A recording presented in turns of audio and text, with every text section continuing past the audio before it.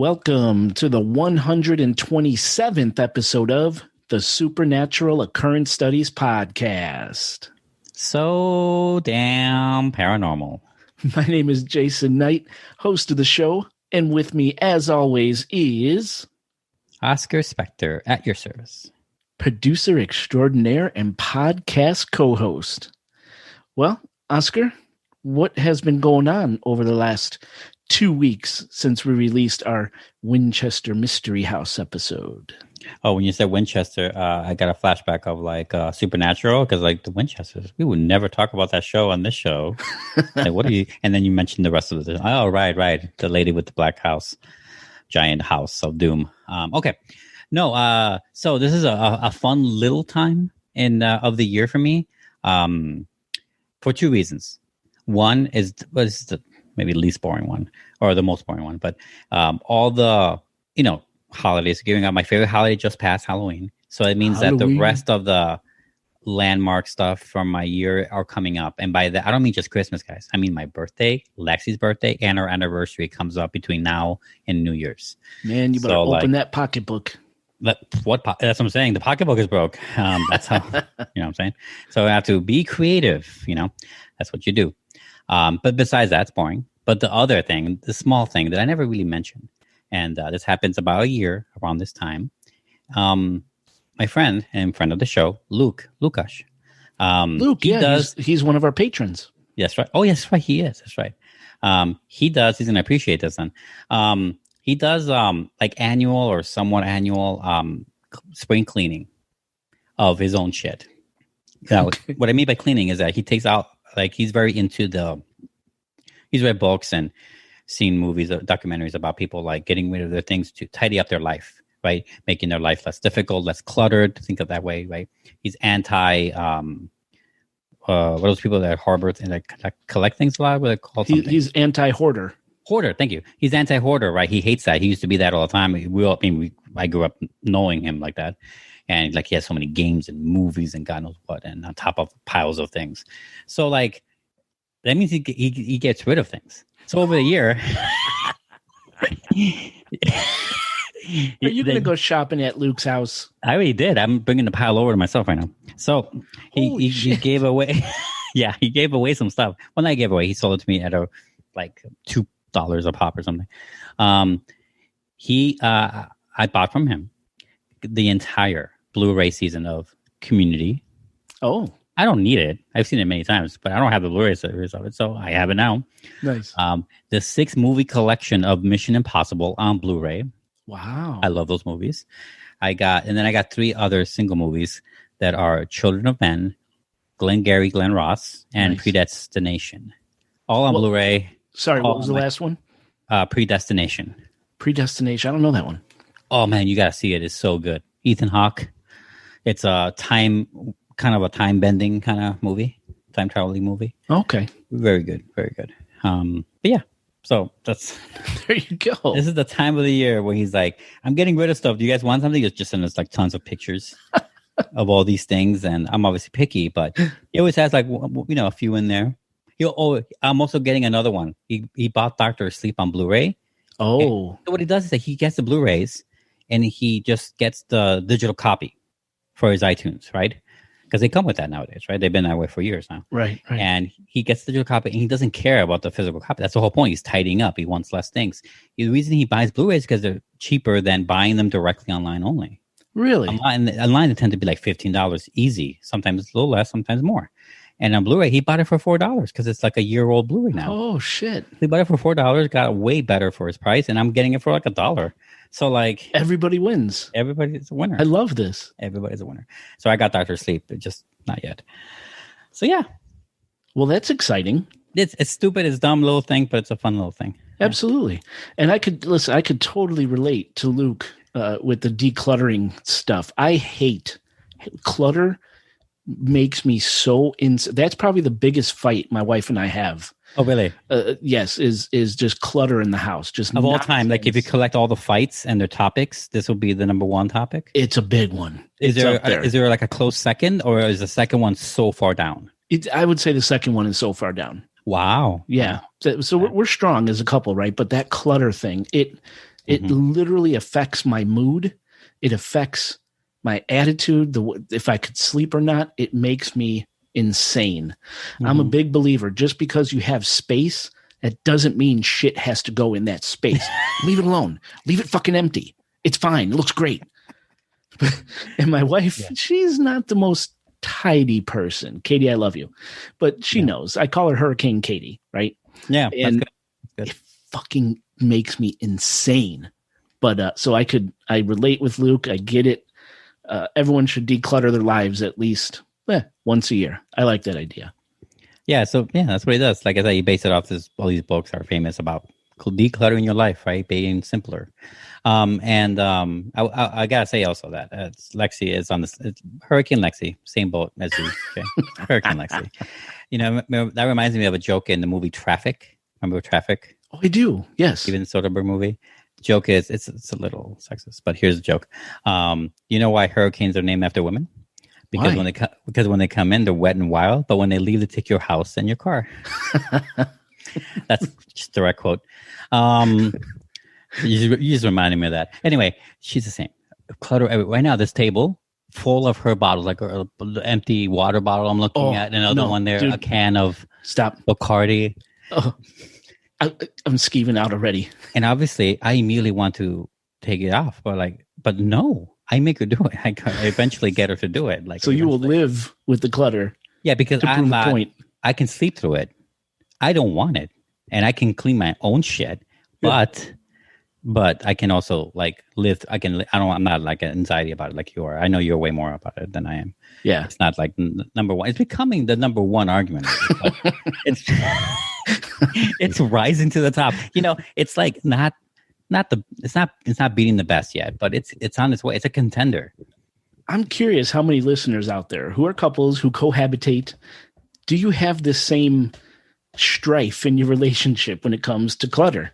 Are you the clutterer or you are the declutterer? Let us know. There's 2 throw pillows on this thing. I hate them. Like they're just there in the fucking corner like this and shit. I hate it. Throw them on the fucking floor. That's why I always leave this side, which is where I always sit. No one can see this, but I'm on the right side of the couch.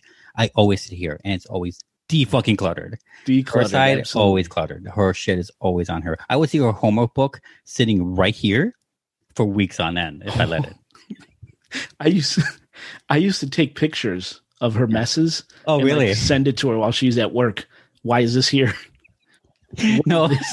A few days. Sorry. Go ahead. You can say yours first. I was just going to say one time I posted it to Facebook. Oh, you did? So everybody could see it, right? Yeah. Dude, she got pissed. But it moved when she got home. I bet it did. Yeah. So a few days ago, I sent her a snap of because we have wet wipes that we use, right? It's just way better than toilet paper. So, and it's a bag that you reseal to fucking keep the moisture in. Of course. Fucking keep it in. The whole point. You want that moisture. She leaves it open all the time. So I sent her a snap of it, like, who did this? Knowing damn well there's no one else in the house. Yeah, no, of course, no one else lives here. The guy just can't get out. Yeah, so, it has been happening. And sometimes I would come here for a second. I would just pretend like I'm being romantic. Oh, come over here. I would look at this fucking bathroom. Right, we're losing female listeners by the second here. What? I mean, no. I mean, we're losing people that are clutter crazy. Yes. There you go. Yeah, that's the thing. Oh, that's so funny. Yeah. For me, this week was rather stressful, and I'm just going to go through the story quickly. Okay. Because we bear all here. We were potentially exposed to COVID this past week. Okay. Dun, dun, dun. Yes. And we were incredibly freaked out. The exposure came through our daughter, Talia. She was at a home. The only girl we let her hang out with, because their family is diligent, is diligent like ours. But the mother works at a hospital. She's not a nurse. She's in radio tech or something like that. And she tested positive for COVID. Well, my daughter was in the same house as this woman, the mother, but they didn't have face-to-face contact, which was good. So when the mother called my wife and said, hey, you should know, I tested positive, I immediately called the hospital here because you could get tested. And they asked me a barrage of questions. And at the end of the questions, they said, yeah, we're not going to see you. We're not worried. What the fuck? I'm worried, right? So, right. Plus we're leaving for New Orleans in a couple days here. We just want everything to be smooth while we're gone, for us on the trip and for here back home in the house. We want everything copacetic, right? Mm-hmm. So the hospital is like, well, if you're still nervous about it, you could go to your local National Guard station and get tested. I'm like, aha, yes, that's what we're going to do. So you have to register online to go to a National Guard facility. You don't choose a facility. You basically put your name into a database. So when you pull up to the National Guard station to get tested, you hand them a piece of paper with a QR code on it. They snap a picture of the QR code, and it gives them your information, your family's information. It's supposed to speed things up at these stations. Mm-hmm. Well, we visited 3 stations over the last week. One, which was hours away from our fucking house. All the stations, whenever we get they're out of COVID tests. They're turning people away in droves because, things are spiking again in our area. Yeah. They're just turning people away in droves. We couldn't get tested. You could go to Walgreens. You could go to CVS to get tested. Completely booked. Not taking over. You have to essentially plan this out a week in advance. Meanwhile, you're in panic mode, not knowing if you should go to work, if you should do your daily routine, because maybe you're not showing symptoms, but you could still be a spreader, right? Mm-hmm. So we never did get tested. So I don't fucking know if there's COVID in this house right now. Granted, we all feel fine. There's no problems. Right. But it doesn't necessarily mean you're not a carrier, right? Or a spreader, I think is what they call it, right? I mean, it sounds gross, but yeah. It does. So that's kind of what we're dealing with right now. But again, everyone's fine. Everyone seems healthy. I was a little sick last week, but I think it was just a 24-hour thing, very mild. So that's where we're at. We're just kind of monitoring ourselves at this point. We're quarantining our daughter. The hospital did suggest quarantine your daughter for 2 weeks. She's out of her mind pissed that we're doing it, but such is the beast right now. So yeah. So is she saying that, we don't have it because we're not showing symptoms and she wants to go out? Yeah, of course. Yeah, that kind of thing. Quarantine, this whole COVID thing is incredibly difficult on my daughter. She's the complete opposite of me. I could live in these 4 walls for the rest of my life and be perfectly happy, content. My daughter, she's like my wife. She's a social butterfly. She needs interaction, She loves her time with her friends, and she can't really have it right now. So it drives her insane. I feel like I'm in between both you guys because I don't have the need, but I do like going out and I do like doing it. But also, I'm fine here. I have Netflix. Yeah, I'm fine. What do I need out there? I feel both ways. I'm saying I feel both. Sometimes I'm like, oh man, I just want to get the fuck out right now. Yeah. Other times, nah. Most times, I'm fine going home. I'm good.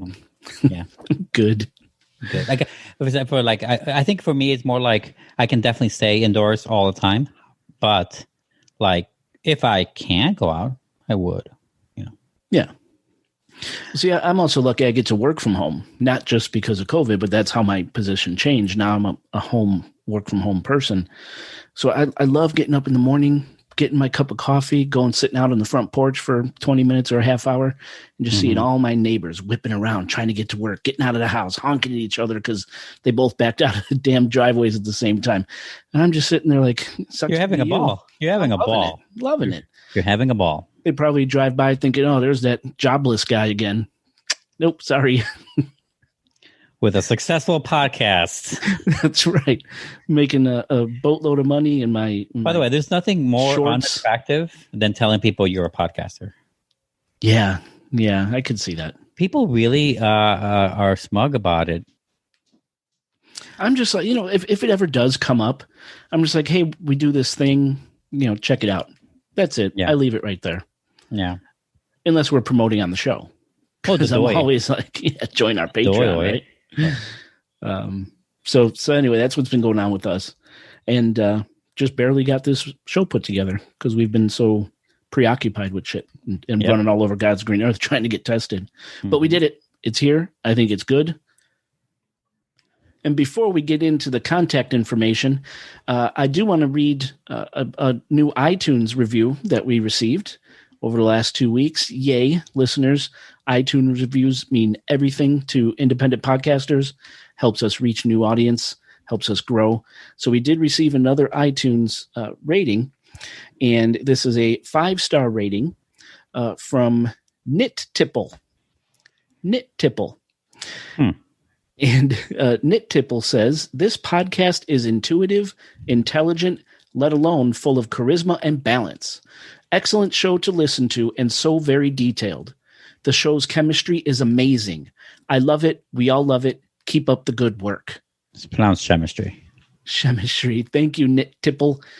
We love you very much. Thank you for listening. Thank you for leaving us the review. Listeners, thank you. Yes. Jump on iTunes and show us some love. It helps. Yeah, it's free love too. Doesn't cost you a dime. Free love, like the 60s, man. Yeah, bro. Yeah, keep love alive, man. Now, you know what they said? I think they did. Yeah. I mean, you were there. I'm not no joking about it. I think you have a review or more like feedback. I have a feedback thing. Yeah, it was sent to me via Jason Knight, some guy named Jason Knight, and it goes as follows. Hey, Jason, comma, hope you and the family are keeping well, exclamation point. I have been catching up on the last 10 or so episodes as my usual listening time, traveling to and from work, has gone out the window for obvious reasons. COVID. I wanted to extend my condolences to you and your family. I am truly sorry to hear of the loss of your father. I guess this was around that time you must have listened to that episode. Yes. The podcast has been amazing, and I'm really enjoying every topic that Oscar, Lexi, and yourself are putting out. Aw, shucks. I listened to the episode about coincidences last week, and I was just reminded of my mom about a huge one that our family experienced around 10 years ago and thought you might be interested to hear it. Well, yes, we are. A little background to note is that my two granddads were like chalk and cheese, as our family always put it. They were different in every way they spoke, presented themselves, and even raised their children. So you wouldn't have put these two together as best friends, but they were. For some reason, they just got on like a house on fire, despite the lack of any common ground. When my granddad on my mom's side passed away in 2006, he was cremated and now rests at the crematorium closest to our home. I'm not sure if it's a standard for crematoriums, but this one would simply give you a random empty spot when one opened up. We were very lucky that the spot my granddad got was in an area with a lot of upkeep, meaning the families of those that have relatives there rarely stop paying for those spots. My granddad, on my dad's side, then passed away in 2009 and was cremated at the same crematorium. When we came to visit him for the first time, we were told which spot he had, but we're not familiar with the layout, so went out to look for him. Turns out the spot that opened up was the one directly next to my other granddad. Wow. Yeah, I know, right? We checked with the crematorium staff, and they told us it's completely random, and they don't even accept requests, as it's too often that the results are disappointing for people when they don't get the spot that they like. At first, we assumed one of my nans had made a request, but turns out they hadn't. We thought this was pretty spooky coincidence, but I suppose crazier things have happened. Until, sadly, in 2017, my mom's brother passed away from cancer at the age of 50. Sorry about that. That's really young. That's really young, yeah. Sorry, man. Now, the spot where he rests is behind my two granddads, but in the middle. That spot had been occupied for years and years, much longer than my granddads had been there, and it just so happened to open up when my uncle needed a place to rest. Jeez. Again, no request had been made, and the staff assured us it was completely fucking random. I added the fucking.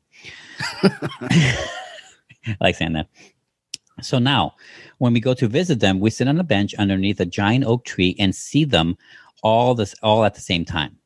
The crematorium has over 6,000 plots and does not get expanded, so they don't make new plots anymore. Again, loving every episode as always. Hopefully, I'll keep up enough to join you on your next watch party. Ooh, yikes. I was gutted to have missed the last two. Please send my regards to Oscar and Lexi. Thanks to all of you and for the insane amount of work you put into the show. All the best, George. I'm not giving the last name. Yeah. So, George, first of all, yeah, thank you. I already replied to you. hopefully you receive that. But George M, we'll say, he's from over there across the pond. He's from England. So words like mum and chalk and cheese and gran, these are Englandisms, I guess you would say. Mm-hmm. He's a $15 a month supporter on Patreon. He's been following us for a very long time.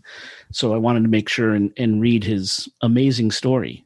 And it's in direct reference to you and Lexi's episode that you assembled. Coincidence, I think, maybe. And yes, it's some pretty coincidental things that happened with George's family there. I would say so. Pretty amazing. The world knows, man. The world knows. That might be more the synchronicity. Ooh, we could debate this, but I don't know if we have time. Do we? Wait, you have a problem with that? You don't call it synchronicity? That's not a debate. Nope, no problem. I'm good. Okay, good. But yeah, what a story. George, thank you very much. Thank you for continuing to support us. We really appreciate it, man. Yeah. Now we can get into the contact info. Do we have to, though? The easiest way to contact the Supernatural Occurrence Studies podcast is by visiting our website, chicagoghostpodcast.com. From chicagoghostpodcast.com, you can get to all of our social platforms and interact with us. That's Facebook, YouTube, Instagram, Twitter, and of course, Patreon. Listeners, if you didn't already know, for just $5 a month, you could have access to Patreon-only exclusive podcast episodes. These are episodes that are never going to appear here on our public feed. It's just for our patrons, our way of saying thank you. Thank you for the support, and thank you for believing in us. And Oscar, I think now I can finally say that we have a legit library of podcasts, Patreon-only stuff available for those who join our Patreon. I think I could finally say library. What makes it a library? No, the number of entries. I know, which is what? I don't fucking know. I don't know. Well, you can't fucking say it. It's like, a library. What's the difference between just a murderer and a serial killer, right? There's a number. There's a specific number, 5, right? Damn it, Oscar, you got me. I don't did know. Get you. I mean, can you make a Dewey Decimal System out of it? Because if you can't, nope. Has to have each fucking area has to have more than one segment. No, I don't think so. I don't think we'll qualify. You brought back the Dewey Decimal. How cool is that? Aren't they still using it? No, fucking. I don't even know if libraries exist anymore. They very much so exist, but certainly we're not going in them. No. So, listeners, if you want to support the show and help this enterprise grow, visit www.tripdubs. Jesus Christ. I have to mention the W's now. tripdubs.patreon.com/supernatural occurrence studies podcast. That's supernatural. You okay today? They say COVID does impact your speech patterns. Son of a bitch. No, it doesn't happen. Just check out the show notes. There's a link to our Patreon there. Just click on that. It'll take you right to us. Right. We appreciate the support. Another way you can contact the podcast is by calling our phone number. Chicago area code 872-529 not a real number. 0767. Fucking service that does nothing. It's like a fucking Indonesian guy working somewhere and taking calls for us and saying like, "Oh yeah, Jay will be right with you, sir." Yeah, I say, "See, we're in Connecticut over here, enjoying our breezy days." Like some bullshit. Yeah, no. Oscar, but he hates this phone number 872. It's not a real fucking phone number. It's not a real fucking area code. You're giving them a fake area code, and people are still buying this. This is why no one's calling. You never noticed that we haven't got a call on that. It's been a long time. Yeah, it's been a while because it doesn't go anywhere. It's a dead payphone out there. To the ether. Yeah, to the ether. Anyway, call us. Leave us a message. Send us a text. We'll read them and play those things on the show. Oscar, what do you say? We go to break. I could regather and come back and get into this crazy story. Yeah, let's do it.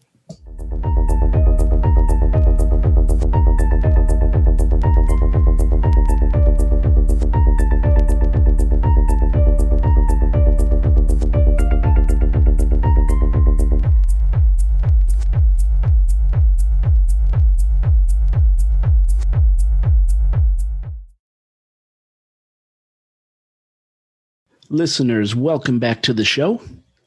Well, the lights are turned down low. Nope. The drinks are flowing. And the ceremonial candle is lit.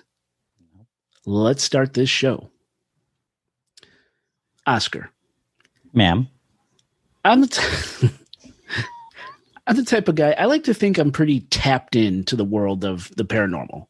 Like, if there's stories out there, chances are I've heard them, know something about them. You know, it's kind of something I pride myself on. You know what I mean? You know what? I have noticed that about you. And I think that is something that I would say it's a noble, it's an earned thing that you boost yourself about. It's a good thing that you do because it's true. I mean, especially compared to me. I'm on a show that does this, but I didn't know what that Mary chick was from Chicago. I didn't know a lot of things. Resurrection Mary, yeah. Right. Yeah, so I like to pride myself on that fact. But this story, the one we're going to cover tonight, for some reason, completely missed my radar. Really? Yes. So I was watching, I don't even remember what television show I was watching months ago, right at the beginning of the pandemic. And this case briefly was talked about on this paranormal show. Mm-hmm. And I remember I bookmarked it on my phone and I forgot about it. Last week, I was flipping through, just kind of bored, flipping through my phone, and I saw this tab that I still had open in my browser, and it was 966 Lindley Street. And I'm like, oh, that's right. I completely forgot about this. I wanted to look this up and see what it was about. So I started researching it, and I was like, oh, my God, this is a fantastic story. Mm-hmm. Like, how did it miss my radar? And from what I could gather, this story misses most people's radar.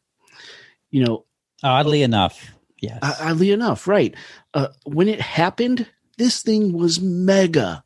I mean, it was reported all over the place. And we're going to get into it, okay?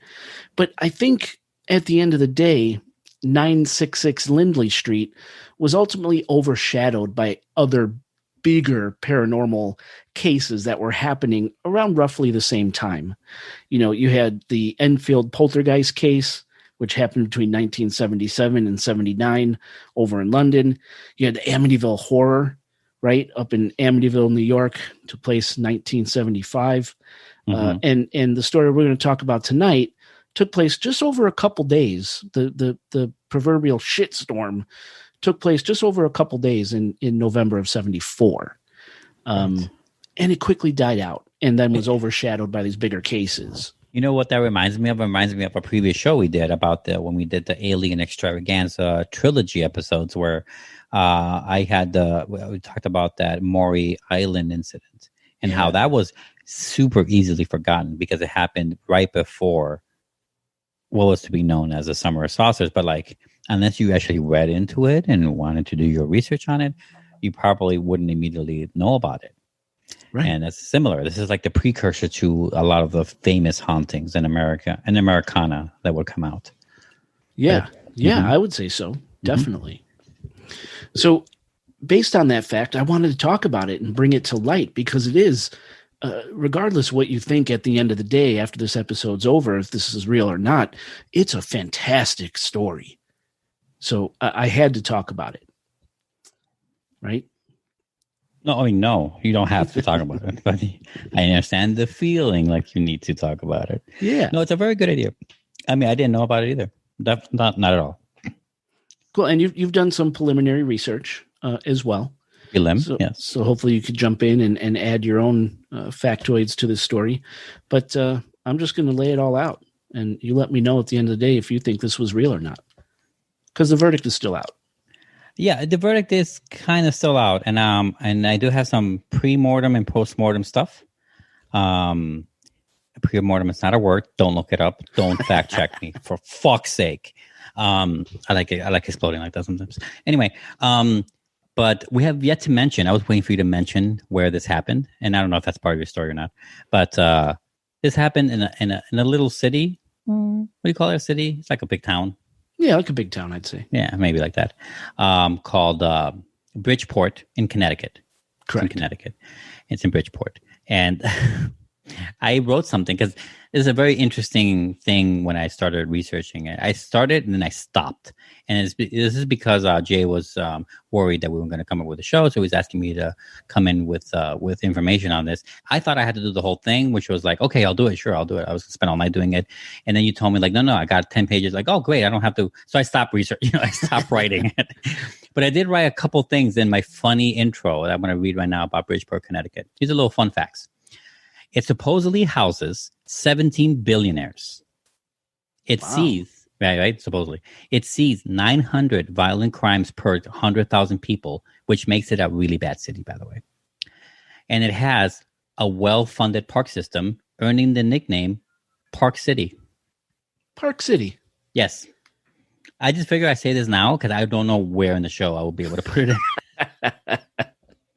That was part of my intro. It's like just getting a sneak peek of my original intro. That's fantastic. Good. Yeah. No, I didn't really research Bridgeport itself. I just dove into the story. It's like very, it's like what's that really shitty town city over in Indiana? That's I don't know if we should say it like that. What everyone knows. People that live there know it too. What's it? It's on the edge of our state. Gary.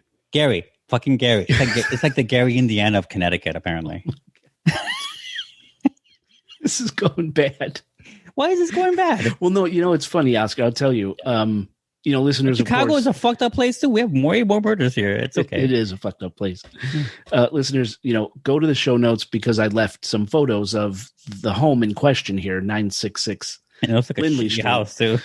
Yeah, and that's my point, right? The neighborhood doesn't look the best. All right, maybe that puts a little context around the story. Yeah. You're right. It does look run down. It looks a little on the lower income side, right? So I guess with that said, right? As we offended 2 states. Right. We got 48 others. They're good. It's not fine. A bad job for a night's work, right? I would say so. So an author named William J. Hall, in his book called The World's Most Haunted House, a definitive book about the haunting on Lindley Street, also known as the Bridgeport poltergeist, calls the incident we're about to talk about the most witnessed haunting in history. Over 100 people, including police, firemen, members of the clergy, and famed paranormal researchers Ed and Lorraine Warren, over 100 people were witness to the simply insane events that took place in a small, cramped, cluttered, 738 square foot bungalow. Cluttered too. Fucking cluttered too. 738 square foot bungalow style house located at 966 Lindley Street in Bridgeport, Connecticut in November of 1974. Did you know also, including in those groups like the law enforcement, the Warrens, the family, the onlookers, reporters, and everything you said that saw a bunch of stuff, PETA was also there. PETA? Yeah, the animal rights group? No, they weren't. I was just making fun of the fact that you mentioned a lot of fucking names. Well, yeah, you had me for a moment because I'm like, wait, what did I miss in my research? I was ready to scrap this whole thing and fucking shut it down. It's been like 2 hours researching. But yeah, it really, and the kitchen sink too. That's how many witnesses there were to this case, which is what makes it fantastic. Yeah, you didn't need to be a fly on the wall on this one. No, right? No. So again, listeners, check the show notes. Again, as I left a picture of 966 Lindley Street there for you to see as it sits today and as it was back in 1974, just so you get an idea of what we're talking about. This isn't a sprawling Gothic mansion in the countryside, right? This is a very small bungalow-styled house in the middle of a block of a residential neighborhood that had just all these insane things happening, right? Mm-hmm. And the house still stands, and it looks almost exactly like it did back when this incredible story took place in 74. Now, when the following events took place, 966 Lindley Street was owned by a couple named Gerald and Laura Gooden, who purchased the house in 1960. The Goodens had a son, Gerald Jr., who suffered from cerebral palsy, and tragically, Gerald Jr. died at the age of just 6 years old in 1967. Just about a year after their son's death, the Goodens adopted a 4-year-old girl named Marcia, a full-blooded Iroquois Indian from Canada.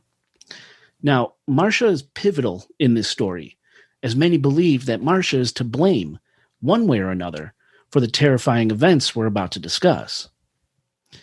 Now, by all accounts, Gerald and Laura, they were good parents. They're described as overprotective, possibly due to losing their son, understandable, but overall, they treated Marcia really well. Now, the thing about Marcia, she was different in appearance. She was an olive-skinned First Nation Iroquois, again from Canada, living among a sea of white Americans in Bridgeport, Connecticut. Probably, hopefully, didn't make no difference to the adults in the neighborhood. But kids in the neighborhood, especially at school, bullied Marcia constantly, never letting her forget that she was different. Marcia didn't go out and play with neighborhood kids, choosing instead to stay inside her tiny, cramped house to avoid being bullied. It was really sad for such a young girl, you know?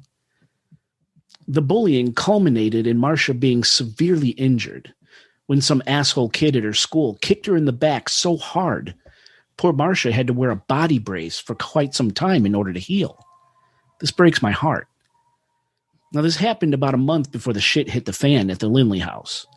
And this horrible instance of abuse resulted in the Goodens removing Marcia from school and keeping her home exclusively, choosing to put her through homeschooling instead of regular school. Again, some might call this being overprotective or overbearing, but considering the circumstances, I think it's a normal reaction by the Goodens to do what they could do to try to protect their child. Yeah, but just not only physically, but psychologically as well. I mean, this is very scarring. It is. You are in a sea of white. You're not putting that lightly. I mean, it's not like that today, but it's not. It was that way, and and bullying is a real problem, man. Especially if you are absolutely in her situation where you clearly cannot hide yourself. You can't avoid it because you look so different. So absolutely, I can understand their reaction. Yeah, and this really plays into, I think, the overall story here. Because for a girl in Marcia's unfortunate position, the things happening to her, the bullying, the isolation, being stuck in the house, and not by choice, but for her own safety, and stuck in a back brace, that had to be really hard on her. Nowhere in any of the stories that I read did it say that Marcia was a wild child, or that she acted out her frustrations in any way. Meaning, Marcia bottled up all her feelings and emotions, and instead of expressing her displeasure about her situation, she kept it all in. Not to mention, at 10 years old, Marcia would likely have begun physical changes as well, changes in the body and mind, triggered by the onset of those preteen years. None of this is Marcia's fault, by the way, mind you. Right. Bodily changes occur naturally, and compound that with what Marcia was experiencing externally. It's a lot for a kid to handle. Now, listeners may or may not know that children in this age group, especially young girls, have been known to unleash pent-up emotions, pent-up energy in explosive ways, and totally unbeknownst to the child. Have you ever seen Stephen King's movie, Carrie? Yeah. Now, it's difficult to determine exactly when the strange happenings at 966 Lindley began. But have you noticed that if you flip the 9 in 966 Lindley Street upside down, you get 666 Lindley Street? I did know that. Did you know that if you flip the other two over, it says 999? Did you know that? Yeah. Am I just looking too much into this? Am I stretching? No, but it's one of those, I think, funny coincidences. For sure. Yeah, exactly. Anyway, some articles say the paranormal events began as soon as Marcia was brought into the home as a 4-year-old. Other articles say the insanity began about 5 years after Gerald Jr.'s death, when Marcia was 10 years old. So the paranormal happenings could have been going on for months or even years before coming to a head in late November 1974. And we'll get into that. Now, most stories agree that the occurrences happened subtly. The first sign that something was off was an incessant knocking sound heard coming from both outside and inside the house, usually late at night. Gas lines, ductwork, plumbing, and even the home's foundation were all checked. Of course, nothing was found, yet the knocking continued. Neighborhood kids were blamed, another form of harassment directed towards Marcia, no doubt, but no kids were ever caught outside the Lindley home. Yet the knocking continued. Apparently, Gerald Gooden was fighting with a construction company over a planned apartment complex that was to be built next to his house. The construction company wanted the complex, Gerald didn't. So for a time, Gerald Gooding thought the knocking was actually mischievous construction workers trying to scare the family from the home in order to proceed with their project. Of course, once again, no one was caught outside the home, and the knocking continued. And mind you, none of these explanations would explain the knocking coming from inside the house, right? Yeah. Now, over time, and again, we're not exactly sure how much time, but things inside the house began to escalate. Small items would go missing, never to be found, or items would disappear and then reappear in a totally different part of the house, like a rod with the bedroom curtains attached to it, winding up on the kitchen floor time and again. Then furniture began to move. Large furniture. Reclining chairs opened and closed on their own. A 350-pound refrigerator floated off the ground. A kitchen table flipped over on a number of occasions, and heavy television sets would move. And then came the constant smell of sulfur, which seemed to emanate from Marcia's room.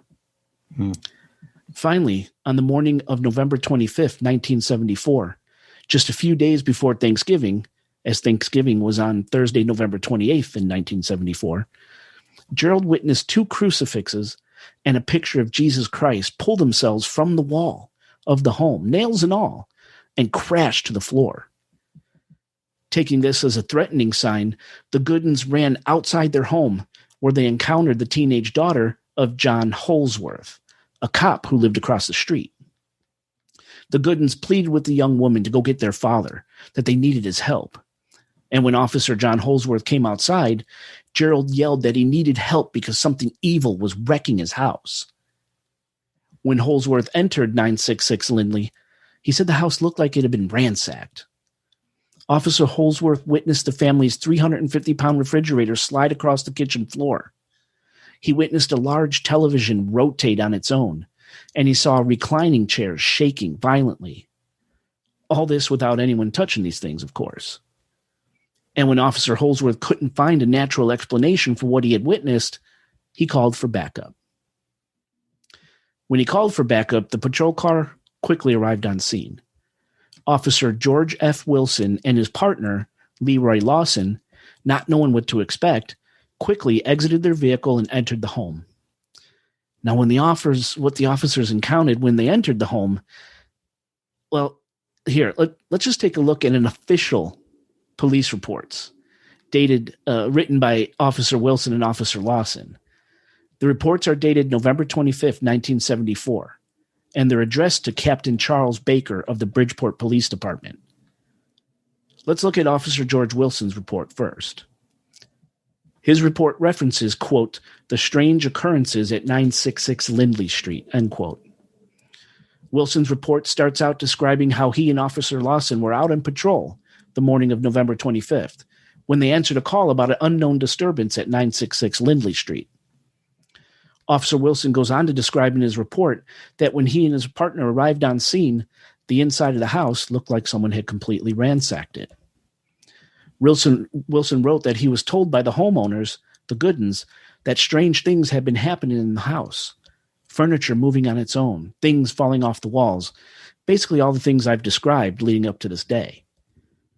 After interviewing the homeowners, Officer Wilson walked into the kitchen and saw the refrigerator leave the floor approximately 6 to 8 inches into the air and move a few feet towards him. This is in the report. Wilson then went into the living room and witnessed a chair bouncing around.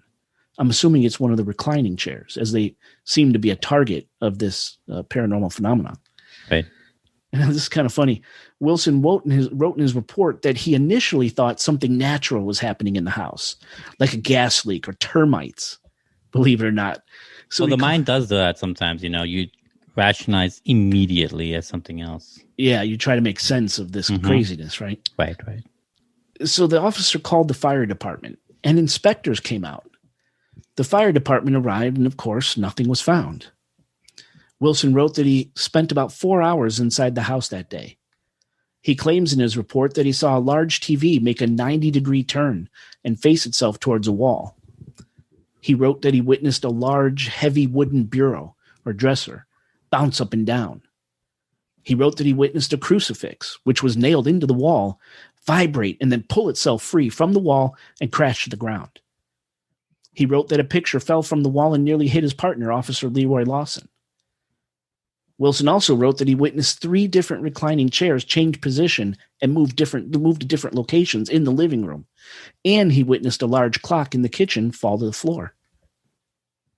In a separate report filed by Officer Lawson, also addressed to Captain Charles Baker and dated November 25th, 1974, and references simply, quote, the haunted house, end quote, Lawson begins his report much like Wilson did. They were out on patrol when they got the call to Lindley Street, and Lawson wrote in his report that when he entered the home, he witnessed a desk move on its own, and a clock in a picture fell from the wall. Lawson went on to write that after witnessing these events, he left the home and waited outside for his partner, George Wilson. Apparently, good on him. Yeah. Get the fuck out. Apparently, Officer Lawson didn't want anything to do with whatever was inside the Lindley house. Now, I give you these examples from police reports because you got to keep in mind these were cops filling out official police reports. They could get into serious trouble for filing a false report. So going on that, we have to believe that what these cops saw, and mind you, this is only 2 cops. There were many more. We have to believe that what they saw was real because it's in the official reports. Make sense? I mean, I'm okay with that. Now, I couldn't find the author of this next report, but realize this is from an officer on scene. It's from his actual report. It's written that the Gooden's cat, I believe his name was Sam, spoke. That's right. The story even has a talking cat. Yeah, like Kiki's delivery service. Right. but not really that quite. Now, according to this official report, while the officer was in the home, Sam the cat looked up at the officer and said, "How's your brother, Bill?" Startled and probably just a bit terrified, the cop looked down at the cat and said, "My brother's dead." To which the cat replied, "I know." The report goes on to say that the cat then swore at the officer and promptly ran away. I don't know why, but that's horrifying. Witnesses also claimed the cat was heard saying things like jingle bells and bye-bye. Now, I don't know about you, Oscar. Out of all the supposed activity in this house, that damn cat is the worst. It is. It's the worst because I think it's very unique. And I have a little story to go with that, actually. I mean, it's a possible testimonial. It's not very much verified as it is kind of hard to take people's written word as fucking gospel about it. But I do have a story from a native at Bridgeport. And this is a story he heard from his father. All right. My father was one of the first responders as a fireman and was subsequently called to the house numerous times that year. 74 he's talking about. His eyewitness account to me as a child was the things only nightmares are made of. When my father told me the stories just a few years after it happened, he was still observably shaken up from it. The police chief whom the cat was swearing at and calling a guinea was a close friend of my father's. Not kidding. He wrote that. Apparently that's what his father had told him about what the cat called the police chief, a guinea, essentially. So for those who don't know, that's a derogatory term for an Italian. An Italian, yes, right. He was never the same after the incident and quit the force. The racial slurs are left out of most articles I read. I had the pleasure of talking to the Warrens about this incident 20 years ago on one of their tours. And he talks later on about more stuff about that we're going to get into as to more incidences. But I want to mention the cat part of that testimonial he wrote. That's too much, man. Yeah. That is too much. It's almost comical. It's like one of those things when you see something horrifying, but maybe in a funny, silly way. You just don't you can't help yourself. You just laugh, morbidly chuckle at it. It's like one of those things. Yeah. So your mind doesn't literally crack from what you just saw. Like if a piano falls on a guy's head, horrifying, but it's funny. Like you can expect that kind of reaction, that contradictory reaction. Yeah. That's what this feels like to me. Called the chief of police a guinea. Mm-hmm. Wow. Yeah. Fucking hate cats. Yeah, you definitely hate them more today. Yeah. Now, obviously, word quickly spread about what was happening inside the Lindley house. And very soon, not only did more police and emergency responders show up, along with throngs of curiosity seekers and the media, but so did psychics and ghost research societies, including members of the Psychical Research Foundation and members from the American Society for Psychical Research, the oldest psychical research organization in the United States dedicated to parapsychology. A well-respected society, if there ever was one, in other words. Are they still working today? They are. Nice. Yep. It was through the American Society for Psychical Research that famed demonologist and paranormal researchers Ed and Lorraine Warren were contacted and asked if they would come to investigate 966 Lindley. They obliged. Now, when the Warrens arrived at 966 Lindley, Lorraine Warren said she had never seen so many people, police vehicles, and fire department vehicles surrounding a house. She said it looked more like a crime scene. When the Warrens entered the house, they said it looked like someone had gone through the house with a baseball bat and smashed everything up. A consistent story shared by both police on the scene as well. Mm-hmm. Lorraine said she felt an intense amount of psychic energy emanating from little Marcia's bedroom. Ed Warren asked a police officer in the house if he had seen anything, and the officer said, "Yes, I seen a clock fly off the wall, and he saw chairs in the living room topple over and move across the room." He's like, "Yes, bitch, I saw something." Yeah. The Warrens knew something big was happening here, and so many witnesses. And according to a 1995 Connecticut Post article, the Warrens called 966 Lindley Street an event that was one of the most famous, well-documented poltergeist cases in history. Now, Oscar, I believe you have a clip of Ed and Lorraine Warren talking about this case at 966 Lindley. Is that correct? You think I have one? You think I have a clip right now? I'm hoping you're the clip master right now.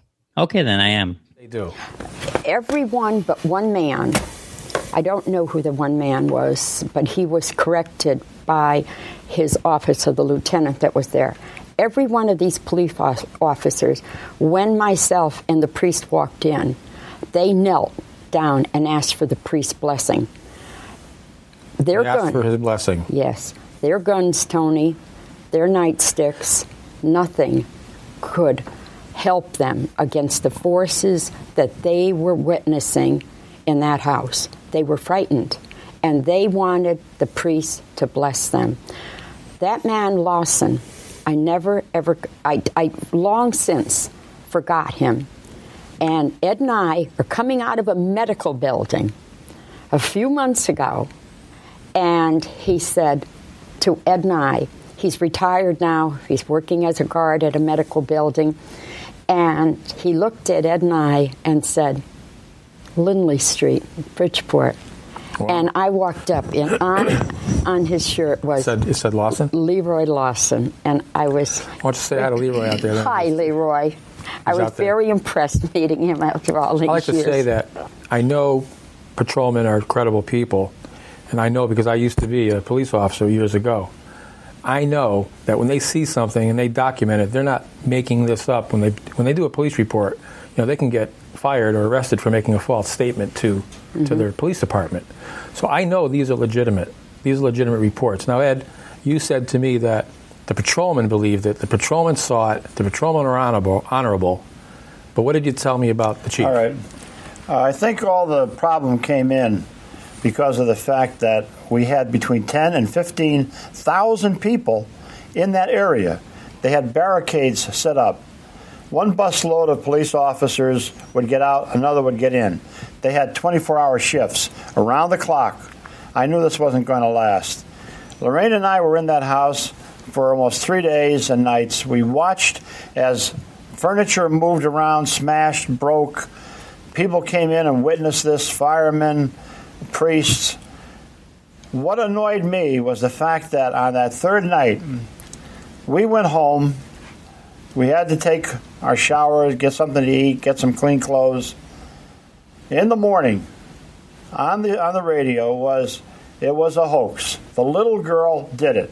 A 90-pound, 10-year-old child could move a 450-pound refrigerator 2 feet away from us, and we wouldn't see how she did it. Now, Ed and Lorraine Warren went on to describe what they experienced at the Lindley house. The following is from interviews given by Ed and Lorraine, some of which you just heard. At one point, they claim a floor model television, one of those heavy old school TVs our grandparents had. That big-ass television was situated on the floor next to the kitchen stove where Laura Gooden was cooking a late dinner. Kind of gives you an idea of how cramped this place was. A television right next to the stove, right? Yeah. All of a sudden, that big-ass television started shaking, and then it toppled over and came down on Laura's foot and apparently broke 2 of her toes, or at least bloodied them real good, right? Around the same exact time, another television, this one in Marcia's bedroom, fell off of a shelf it was sitting on and landed face down on her bed, while a third television in the living room also fell over. Now, the televisions toppling over and falling at nearly the exact same time is weird to say the least, but the way they fell is really weird. According to the Warrens, just before the TVs would hit the floor with the huge smashing sound, they would hesitate mid-air. Really? Yes. That's and crazy. Then they would hit the floor with a deafening crash. But even though it sounded like the TV shattered, they never broke. And they always worked after each time they fell. Very weird. I wonder if you think it's minimizing the impact of the fall by stopping in midair, or did it fall with a similar crash as if it fell without hesitation? Man, I thought about this, and I think the hesitation was to preserve the television so the fucking things could do it again. I guess. But then there's this auditory portion where people testified that they heard this horrible smashing sound, like, oh, the TV's gone, but it wasn't. So it's really like this thing is just playing a game. You know what I'm saying? It sounds deliberate. It sounds mischievous. It sounds prankstery. Exactly. It's like Loki visited their house or something. Yeah. All right. Right. It's mischievous. It's screwing with these people. That's kind of the way I take it. Trickster God, right? Right. Was it April? No, it wasn't April Fool's. It was November. It was Thanksgiving. Right, Thanksgiving. Right, never mind. At one point, Lorraine Warren exited the house and showed pieces of a cross to the crowd gathered outside 966 Lindley, which had supposedly exploded in front of her inside the home.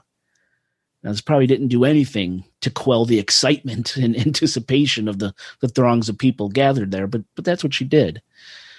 Lorraine claimed she was mysteriously burned while inside the house, as a searing red welt appeared on her hand for no apparent reason. At one point, Lorraine Warren sought the help of a priest, Father Paul A. Carbonneau, to bless the home. Now, first, according to Lorraine, when she walked into the house with the priest, Father Charbonneau, a number of police officers knelt down and asked to be blessed by the father. Apparently, the cops knew that their guns and nightsticks were no match for whatever was inside 966 Lindley Street.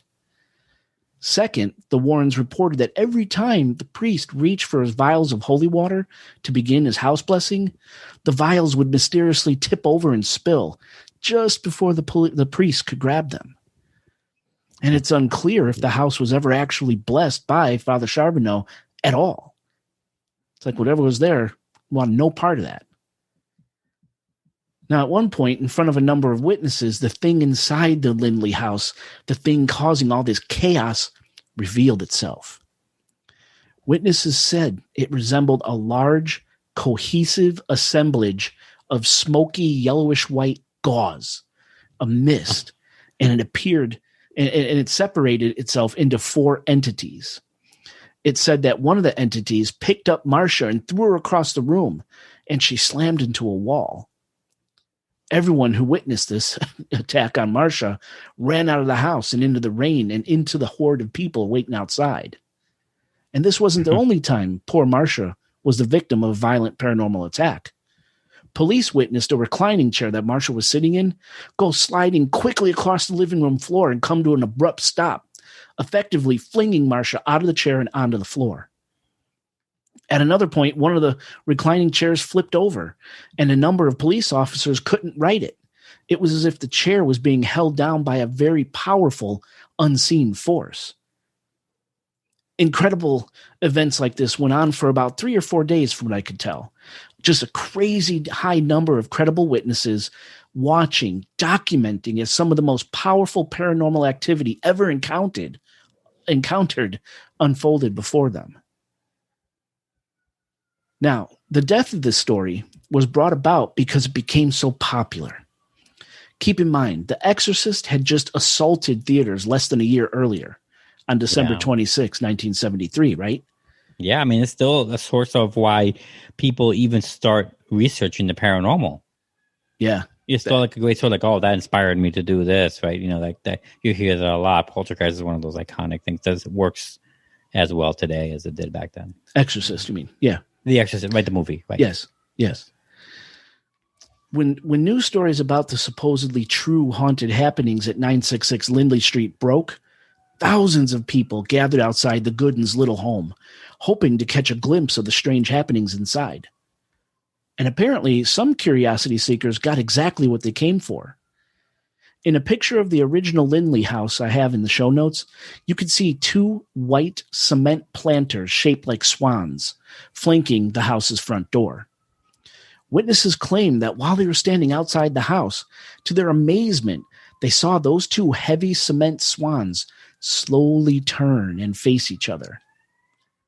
Television, radio, newsprint media converged on the house, and the story was reported as far away as Australia and Israel. Police had barricades set up. Traffic was backed up for a mile in every direction. The neighborhood was basically held hostage. Onlookers actually threw garlic at the house. Someone even tried to set the house on fire in an attempt to rid the house of evil. I would say just send other things. Yeah. It seems kind of, extreme, I guess. Yes. Well, a lot of this happened with the Amityville house, too, if you remember. No.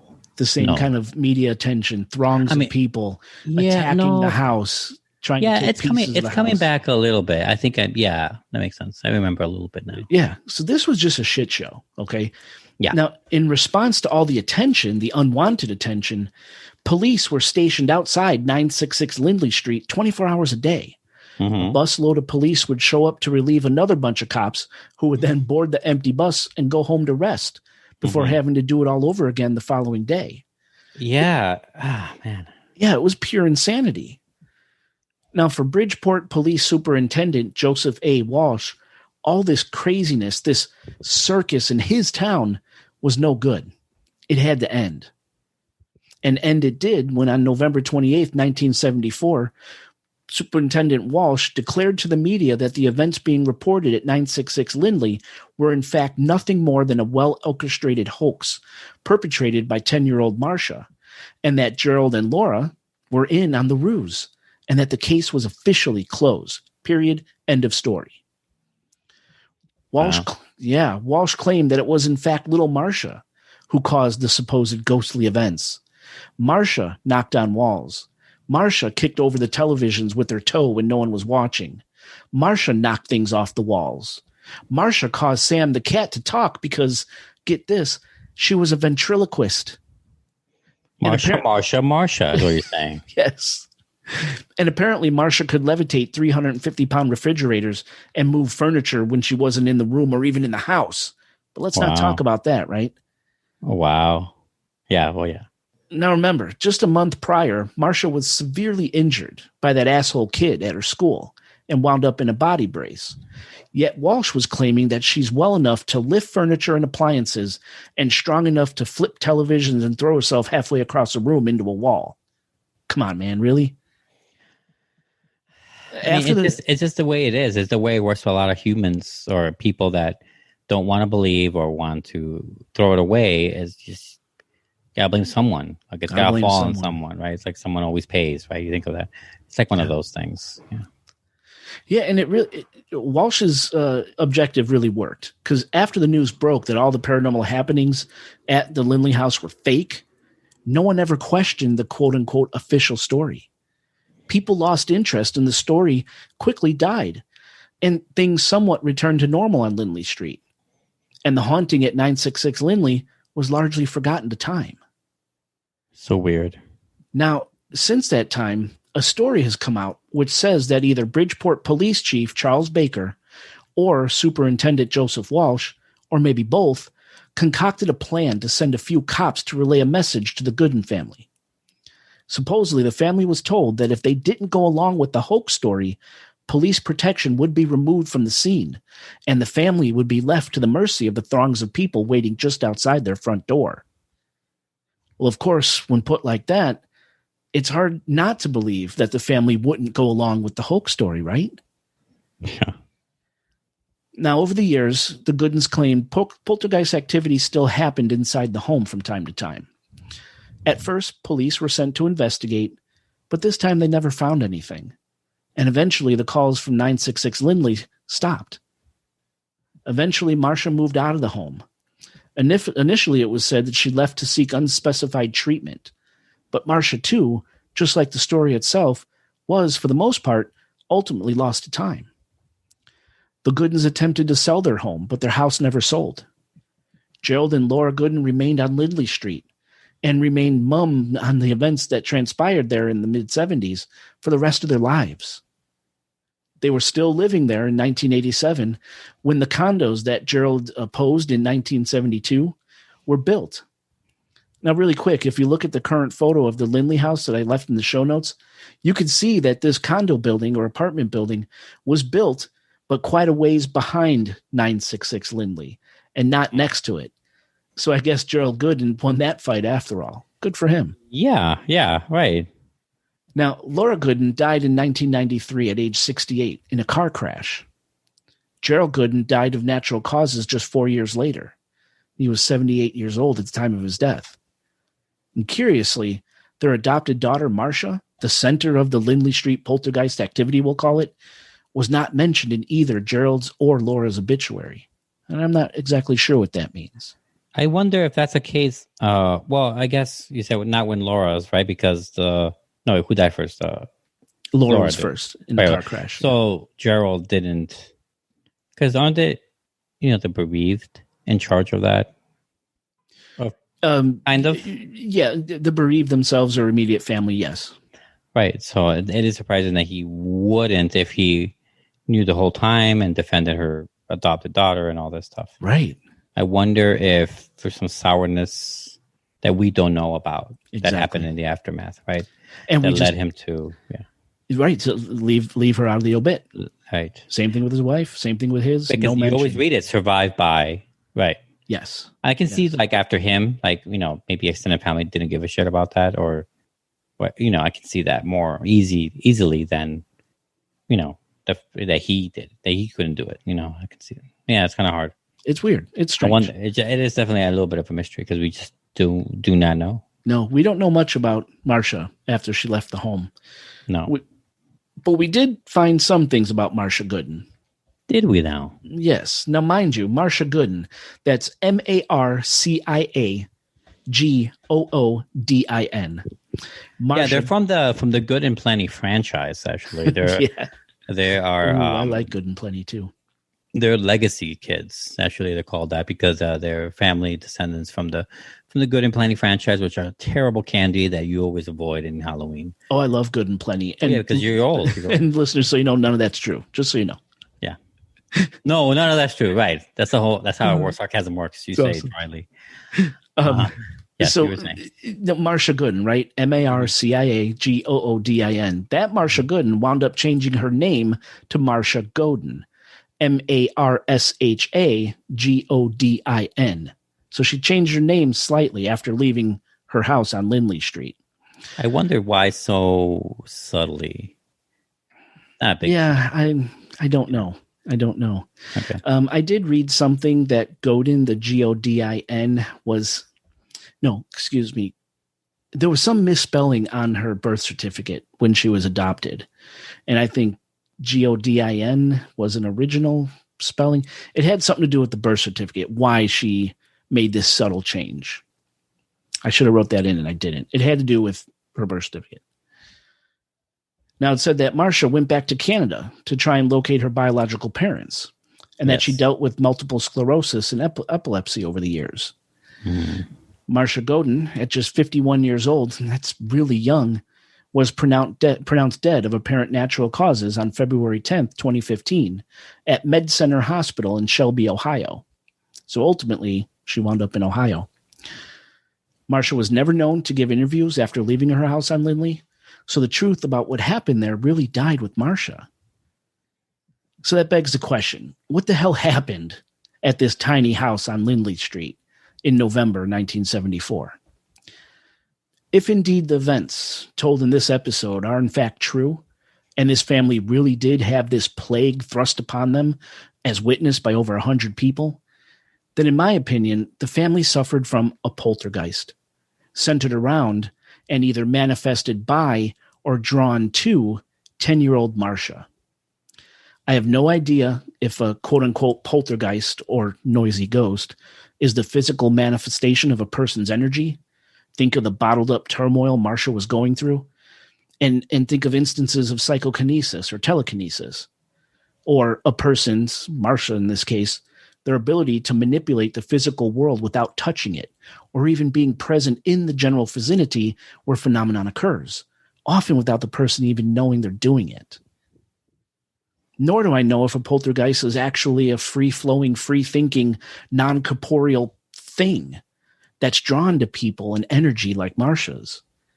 In this instance, the poltergeist uses a person's energy to physically manifest itself in oftentimes explosive ways, like we saw with the Lindley case.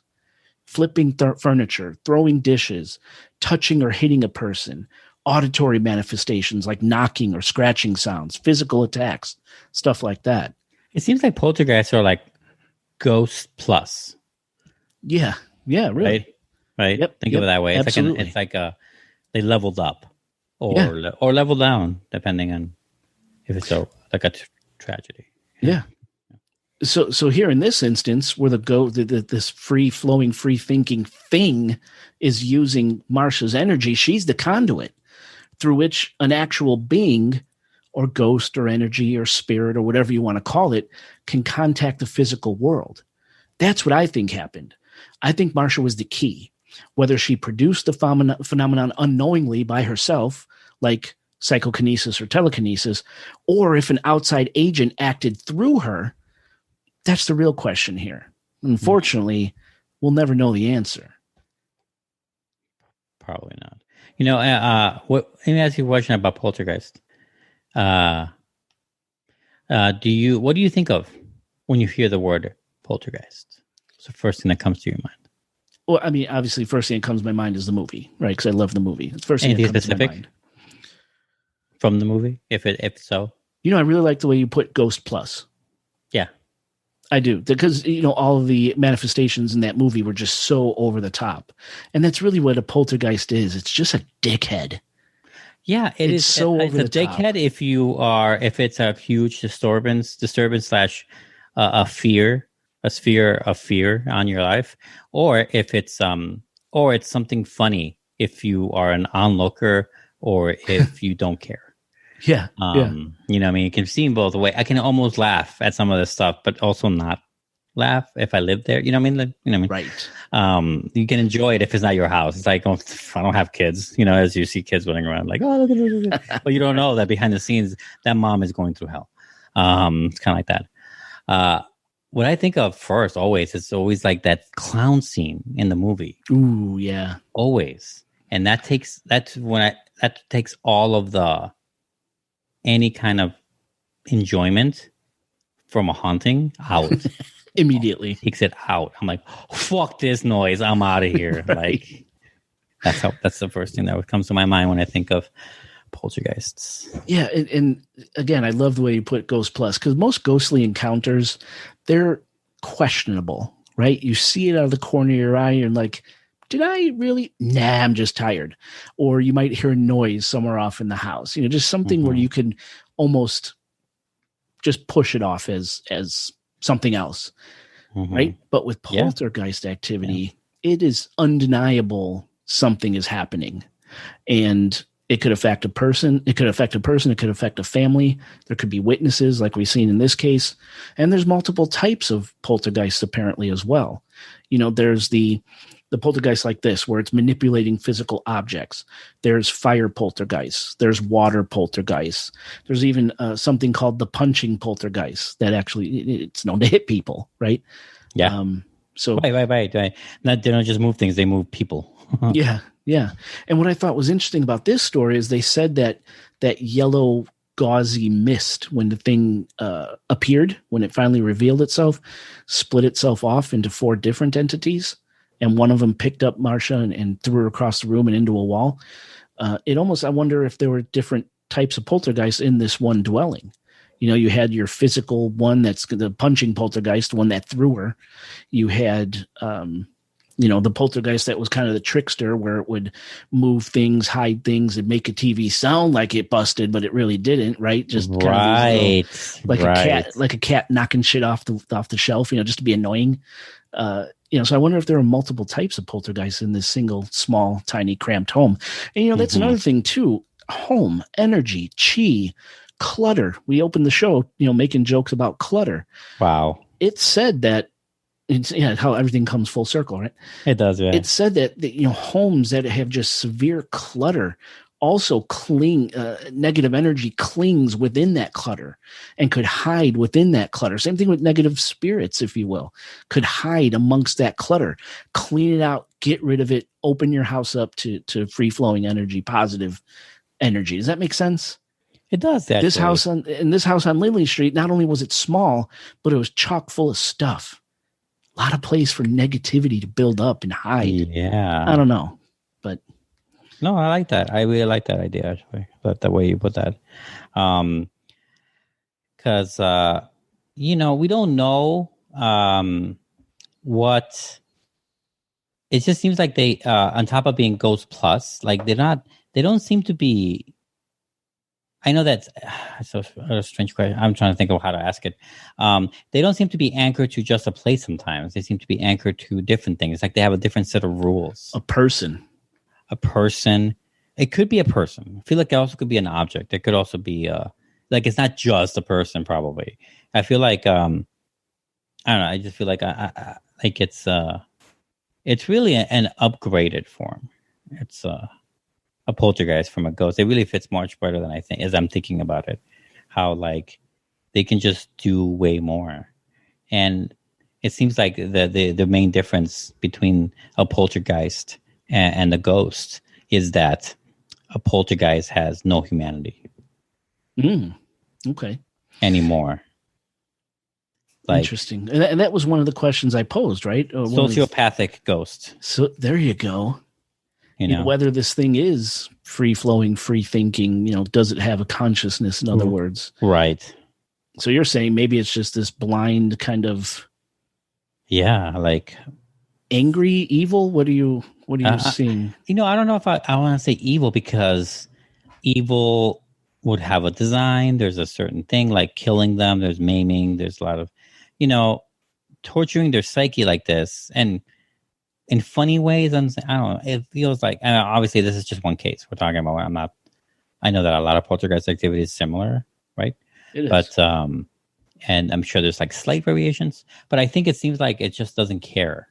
And it's just doing things to do them. It's doing them to be funny, or doing them for the fun of it. And I think, I don't think it's evil necessarily. Evil implies malice and stuff. Sure. And I don't think it does.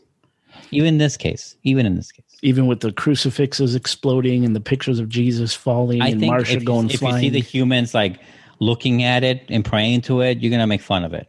Oh, I see. You know what I'm saying? And you're gonna shatter their world. Just to screw with them. Yeah, by shattering these 2 pieces of wood taped together or whatever they had. Okay. You know what I'm saying? It could be seen both ways, probably. But who knows? Who knows? So we just spent, quite a few minutes talking about the poltergeist angle. What about the telekinesis or psychokinesis angle? The Carrie angle. The Carrie angle, yeah. That right. Marcia herself manifested this activity. I don't even know. Because of all her pent up feelings, emotions, both external and physiological, boom, just explode in this.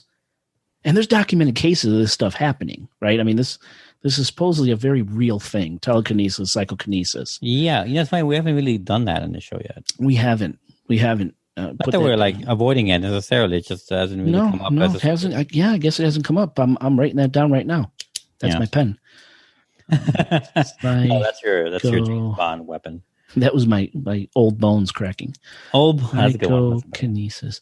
Yeah, I think that would be a great episode. But there's that whole angle to this story as well. Did Marcia herself cause all this crazy activity? We just don't know. Right. Which came first in this case, right? Chicken or the egg here? Yeah, I mean, and I don't know if we should invoke her lineage in any way, but yeah, I feel like we can also avoid it. I want to say that while I don't think it's a contributing, like a main factor, it could be a small one in the sense that, her history lands her in this land way longer than us, and that could be a factor as to something old could be attacking her because of her lineage. Interesting. I'm just giving possible alternatives. Sure. No. Because I'm sure someone's thinking of it out there listening to us right now, and I don't want to be amiss to not mention it. So. Yeah, no, believe me, I thought about the First Nation connection to this story, and I just I just couldn't draw any conclusions based off her heritage. But what you're saying is pretty interesting. Yes. Just an ancient evil or an ancient energy following this child out of her native land to the new land and wreaking havoc on her. Yeah. Who knows, man? And that's the fun thing about the world of the paranormal and parapsychology. People claim to say, "Oh, we're experts. We know." Bullshit. Till you could put that shit under a microscope and tell me something, you don't know nothing. It's all about theories and fun ideas, and that's what we're doing here. Right, exactly. I mean, that's what we do, and we haven't mentioned how this really works as far as how we feel about this kind of thing as what you call it, energies. If it's all energies, that's what we've been saying over the years. That it's all energies in different forms, different waves, different colors, whatever, different signatures. We don't know how to classify this. We just say ghosts. We just say poltergeist as a shorthand, but we don't know how to. Even we don't. Maybe Dave would know because I know he made like a chart one time. Yeah, he made a taxonomy of different types of. So maybe energy. He can answer this question better. How he would. How would he classify or try to explain in energy language, so to speak, what a poltergeist is and how it's different from a ghost? Yeah. Or what we will call a ghost. Right. Well, I'm glad you asked because on the line we have Dave Black. Just kidding. That'd be funny. He just popped in behind you. I'm like, I wouldn't do that. That's who gave you COVID. I wouldn't do that to the listeners. Yeah. Yeah, right. He gave me COVID. Right. But overall, interesting. Definitely interesting. This is a fun one. I had, this is maybe a sneak peek, foreshadowing. I don't know. But I had an idea to do a different Warrens involved case. In general, I think I told you about it, Jay. And as an idea to research. So we might be into our own little conjuring universe. Ooh. A little bit here. If I do it at some point, we have to actually pick it out and decide when. But yeah. Would that be a main feed show or would that be a Patreon-only show? It seems like a main feed to me, but depending how long it is, I guess, I have to research and see how big it is or smaller or if it's... I don't know. We could just talk about it off air. Off air. I have no idea. Cool. No, yeah. Good. So, listeners, you may have some more Warren stuff coming up. Everyone always likes the Warrens, love or hate them. There's never really any middle road when it comes to Ed and Lorraine Warren. People either love them and think they were the greatest thing in the world, or people think they were charlatans and made up. Well, because that stems from your belief. If you feel like you believe them, I feel like there is a middle road. It's just that the middle road is so unsung. Yeah. The middle, like for example, let's say like I believe in this stuff, right? But I could still hate the fucking Warrens. They're getting it wrong all the time, or they're too stuck up, or that's the middle road. But that doesn't exist because you're either one or the other, right? You're like, right, yeah, right. It's like being part of the Green Party or something. And I get, yeah, nice reference to the election. Thank you. Not even going to mention the election. Moving on. I know we haven't. I just want to make a little jab there.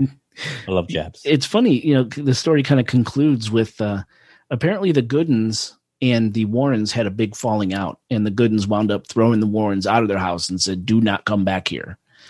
Really? And I guess, from what I understand, it all tied back to the talking to that the Goodens supposedly had by the police when they said they better go along with the hoax or else.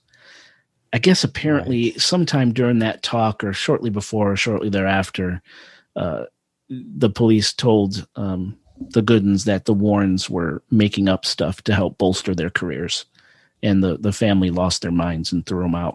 That's the story anyway. Wow. But yeah, that's a little extreme. So that was 966 Lindley Street.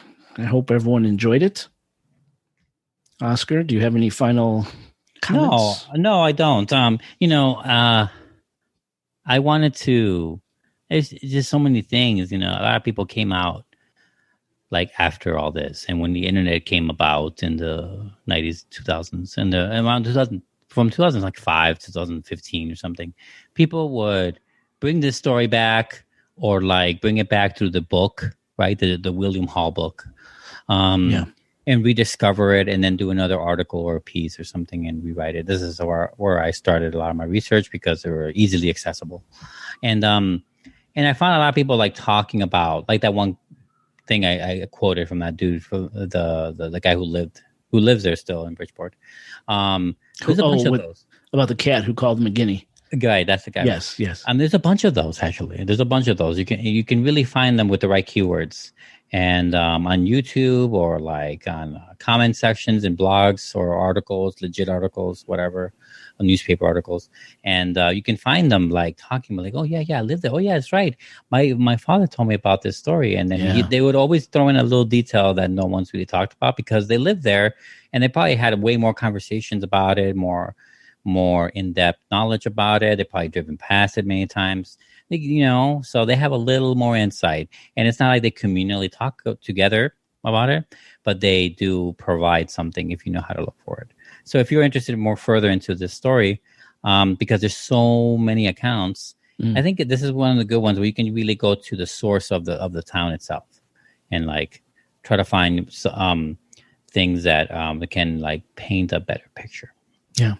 Yeah, people are still alive. People still live in the neighborhood. Tons of newspaper articles about it. Definitely. So, yeah, if you're interested in knowing more, not too hard to look up, right? Yeah. All right. Well, on that note, Oscar, what do you say you take us home? Let's do it.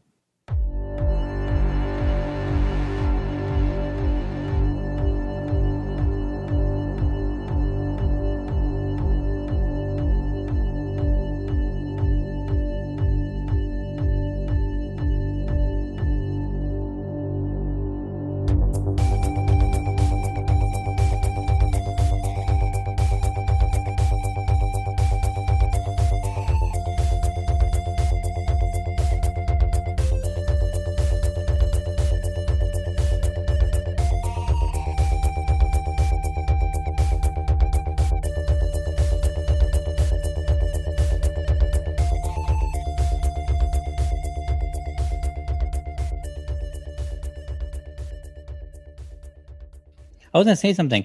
I saw another horror movie that I think you might be interested in. Maybe you saw it, though. What is it? It's called Color Out of Space. Yes, saw it. You saw it. Did you like it? I did like it. Yes. I really liked it. I saw it like 2 days ago. Wasn't it Nick Cage? It was. Yeah. No, I really enjoyed it. I liked that movie. That was very good. It has like tones of The Thing.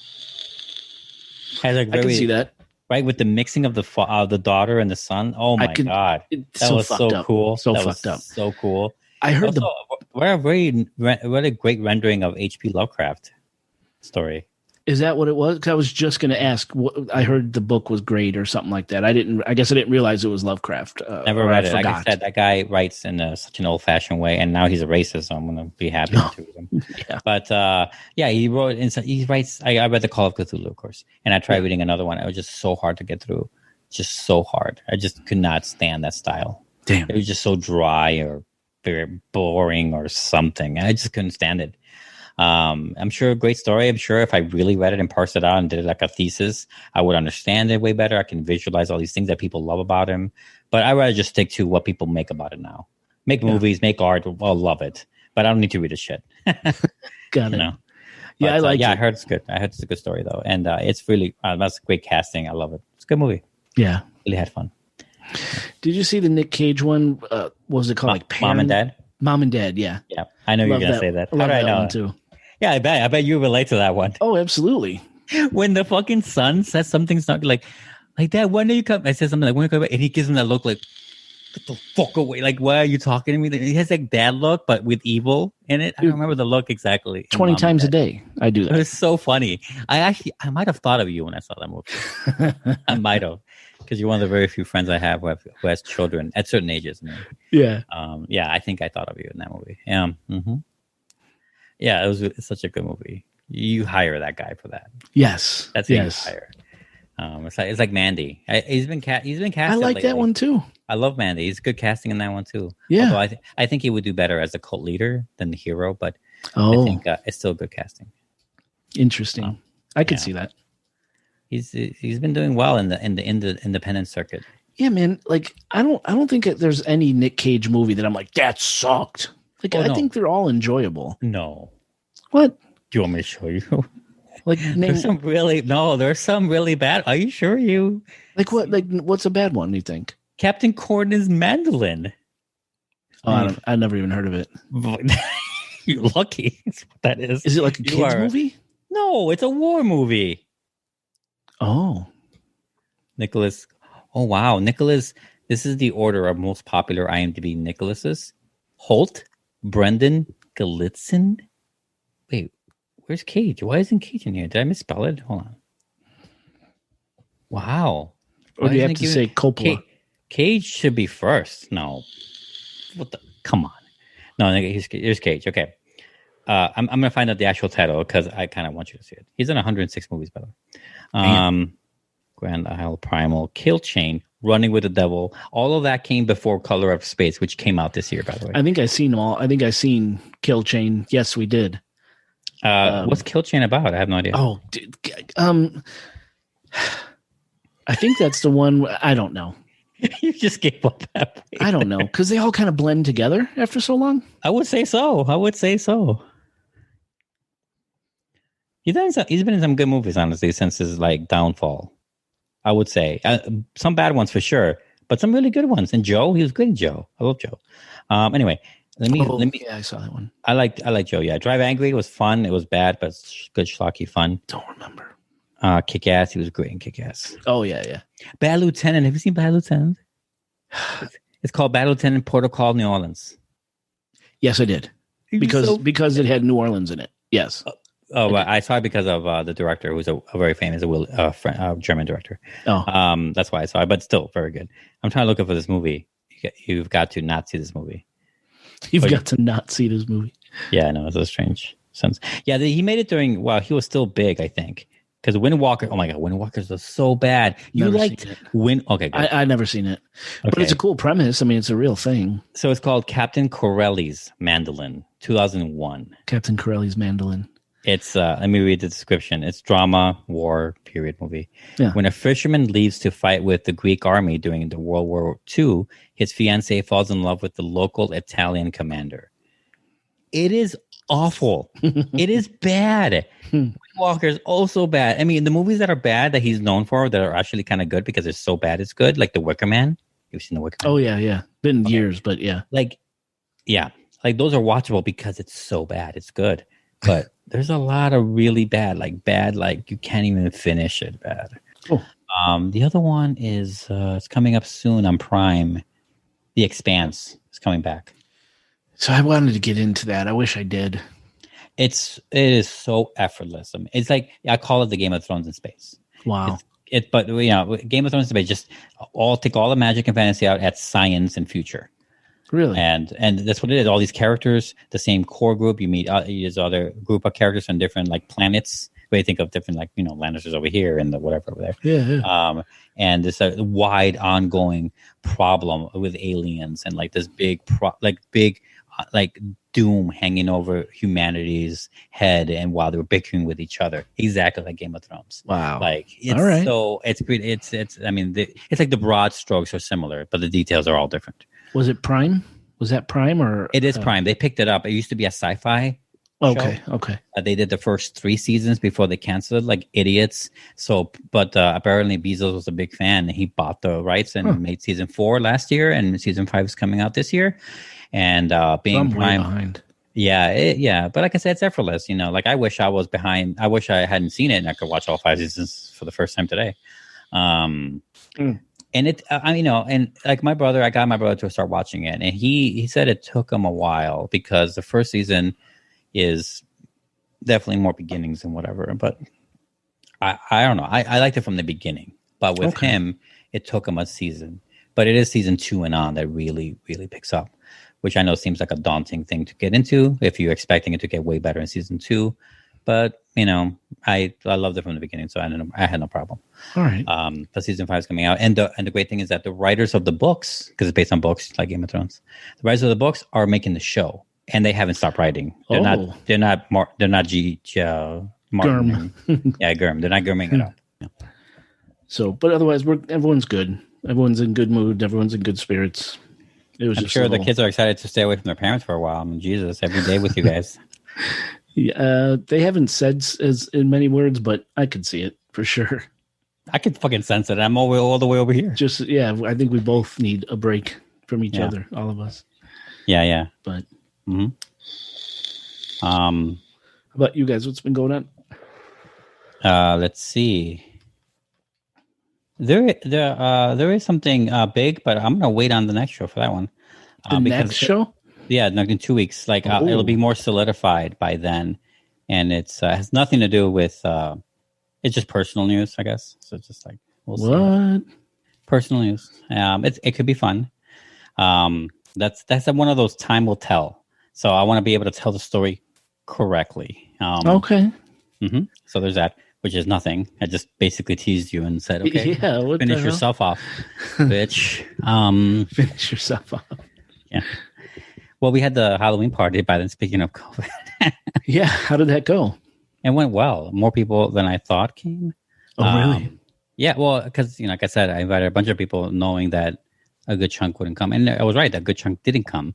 But people that were going to come, that did come, I mean, they asked like, oh, can I bring someone? Like, oh, okay, sure. Can I bring someone? Okay. I didn't know people are paired up so well these days. So like James came, for example. James brought his nice son. I mean, it's like his son, but it's not his biological. Oh, right. And brought his son and the son's girlfriend. Didn't expect that. Think, for example, right? And then Luke brought a date. Yeah. I mean, I definitely harassed him in front of her about it. She's in order to date someone like Luke, you'd pretty much have to have a sarcastic meter going off at all times. Yeah. So I assumed she could take it, and she did. And she actually punched back really well. Do you guys have pictures? Do you have any pictures I could put in the show notes of you and Lexi dressed up in your cool outfits? You know what's funny is that, and I've been meaning to do this, I just haven't done it yet. On the day of the party, we obviously had our outfits, but for like a mere 30, 40 minutes because it was just kind of hot and sweaty. So we ended up taking it off, and we never did take pictures. Throughout the course of the day or before, we didn't think of it. At least I didn't. And yeah. So, but we should take pictures, but we just haven't. I don't know why we didn't do it. Yeah, I would have liked to have seen that. Yes. Yeah, I will. I want to do it still, even if it's post-mortem. So yeah. Pretend. Yeah, pretend. No one's going to look at the timestamp. Who's going to look at that? No one. Right, exactly. Other than that, work has been crazy. The gliders have been nuts lately. We cut their nails finally. It was an ordeal, but we cut their nails, which much needed. Now my arms are scar-free. You should have seen them. People think that I'm like, sticking my hand in threshers every day. Jeez. Yeah. I don't even feel them, honestly, but they're there. They're very visual. Oh my God. And Zelda is a biter. She's just a biter. They bite here, like on my ankle. They bite over here. on my toes. They bite hard. It's not an easy bite. They bite hard. I'm like, I do this all the time, like flinching. They bite me and my scars that they create themselves. Oh, They bite. Oh my god! They bite my ear, and that's the worst one. They just bite my ears. ouch. Yeah. I had to like. Yeah, it's been, but no, it's fine. But like, I know it's like a good sign. But Jesus Christ, they're biting me. Wow. Getting eaten alive sometimes. Along the way, maybe. Maybe, yeah, because he says good things, but he's just so fucking slow. Yeah. And I think it was what, like an 8-minute clip or something like that? Yes. 6 or 8 minutes. And in a lot of it, towards middle to end, you hear someone in the background. Did you catch this? They're coughing or like coughing up a loogie, dude. Like you actually hear him go. Yeah, I like, know. What the it's fuck? really annoying. It's annoying. Because it would have been great. It gives more authenticity, but it's not very good. You're right. It does give authenticity. I was really, really surprised because the whole point of this story is that it was just so well documented at the time. And there were all these news stations and it was being reported as far away as Australia and Israel. I couldn't find a single fucking news clip about this story from like an on-scene reporter. So I couldn't believe it. Yeah. So the first thing I went to, the first thing I tried to do is that I wanted to look at the original report by the Bridgeport. What was the name of that? Or Bridgeport Telegraph. That was the name of the newspaper at the time. It changed its sense to something else, and so it's clearly archives. But it wasn't free. They were totally wanting to charge me. They wouldn't even let me get a sneak peek of it. No shit. So the best I got, let me look at it. Best I got as far as the original reporting was an overall clip of the newspaper that looked like on that day when they reported it. So it's like jammed in. So the name of the header is "Things Move Mysteriously in House Here," it said. And it's surrounded by other things like Union ends its strike against Greyhound lines. Oh, did I? Parable of the talents proved out by minister. Things like other reports. And it's really impossible to read it. Rich family, played by the head of the family, is played by Tom Noonan. So anytime you see Tom Noonan, you run the opposite direction.